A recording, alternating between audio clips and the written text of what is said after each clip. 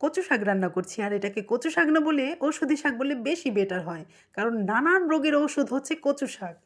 যেমন শরীর ব্যথা, শরীর দুর্বল লাগা, হাত পা ঝিনঝিন করা, রক্তশূন্যতা, কয়টার কথা বলবো বন্ধুরা, বলে শেষ করা যাবে না। সবচেয়ে বড় কথা, আল্লাহর তরফ থেকে যেন আমরা গিফট পেয়েছি এই শাকটা। কাউকে বলতে হয় না, চাষাবাদ করতে হয় না, এমনিতেই হয়ে যায়। নানান গুণে গুণান্বিত সকল রোগের সমাধান হচ্ছে কচু শাক। যাই হোক, কচু শাক রান্না করার জন্য কালিজিরা টেলে নিয়েছিলাম প্রথমে।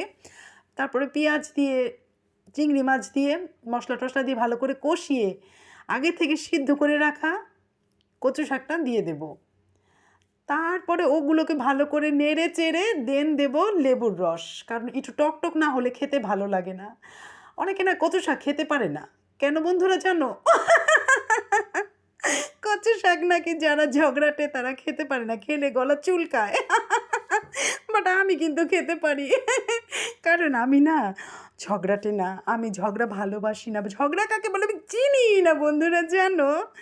আই ডোন্ট লাইক ঝগড়া। তাই তো আমি কচু শাক খেতে পারি, কারণ আমি যে ঝগড়াটে না।